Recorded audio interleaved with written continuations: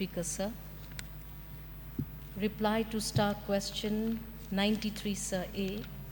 So the Meghalaya Farmers Empowerment Commission was constituted in 2019 by an act of the Meghalaya State Legislative Assembly through the Meghalaya's Farmers Empowerment Commission Act 2019, Act number 22 of 2019. It was notified in the Gazette of the Meghalaya on the 16th of October 2019.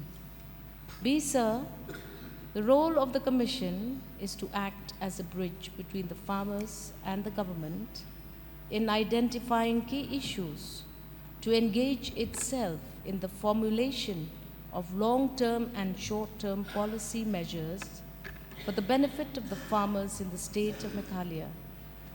It also suggests remedial measures to make farming sector more attractive and remunerative for farmers and youth, sir. Karpran, your supplementary, please. Thank you, Mr. Speaker, sir. May I know from the Honorable Minister in charge of Agriculture and Farmers Welfare, who is the current chairman of this commission, and what is the eligibility criteria to appoint the post of chairman? Sir, the current chairperson, Mr. K.N. Kumar, a retired IAS, was the former member, chairman of this committee, sir. And right now, Mr. B.K. Solia is just functioning temporarily as the chief advisor of this committee. No, yes, this eligibility criteria to be appointed as chairman. Yes, sir, that's the second question. The eligibility, sir, is just that the person who becomes the chairman of this committee should be a person who has experience in the field of this subject. There are no specific things, sir. It must be a person who has been in office, who knows and who is well versed with the entire farming industry, sir. So may I also know from the Honorable Minister regarding the total sanction amount from the inception of this commission till date, we can keep it yearly also? Yes. So in 2019 to 2020, received in that financial year itself was an amount of 12,25,000. In 2020 to 2021, 61 lakhs 18,970. 21-22, 1 crore 82 lakhs 37,125. 22-23, 2 crores 90 lakhs. 23-24, 6 crores 44 lakhs 24,372. Thank you. What are the defense programs, rather the schemes being taken up by this Meghalaya State Farmers Commission?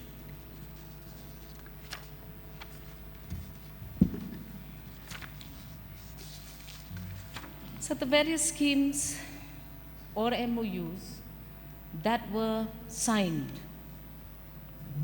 during the tenure of this commission, sir. The commission has signed MOUs both international as well as national for technical collaborations with countries like Japan and other stakeholders in East Asian region. The Commission also signed an MOU between MFEC and the Nectar with regards to apiculture in buckwheat and meliponiculture as one of the main focus areas to promote apiculture and Moli poniculture in Meghalaya in the northeastern region. It also signed an MOU between them and the CSIR National Chemical Lab, Pune, for the creation of the country's first honey NMR database stating with buckwheat honey from Meghalaya. Then the Commission also signed an MOU with the Inter Ads Exhibition Private Limited, Delhi, for Wine Expo India to put in joint efforts, and has also put up a stall in the Northeast Pavilion. MOU was also signed with ICAR ISR Kerala for the development of spice sector in Meghalaya, and also license agreement for introduction and propagation of black pepper variety. MOU was also signed with Nectar again for joint collaboration in inducting training programs under PMKVY 4.0 skill development training on beekeeping. MOU was also signed with the T-Wave Technologies Hyderabad for the development of agriculture and rural technology through mechanization.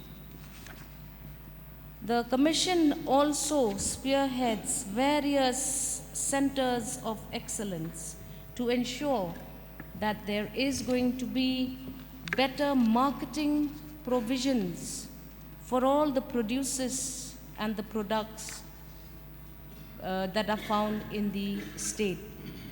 The Commission also ensures that it connects with farmers and manages to impress upon farmers to cooperatize themselves into FPOs, etc., so that they can have better monetary benefits from farming as a whole.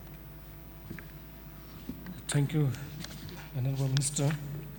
I want to know from the Honorable Minister, how many farmers are growing this buckwheat cultivation only in the East Cossils? Honorable Speaker, sir, that is a very, very specific question. I will require notice. I will make it available for the honorable member, but I will not just give a number which is then not right. Okay. What is this commission is sponsoring training program for this buckwheat cultivation or apiculture and also winemaking? Yes, sir. Yes, Baden Basumai, please.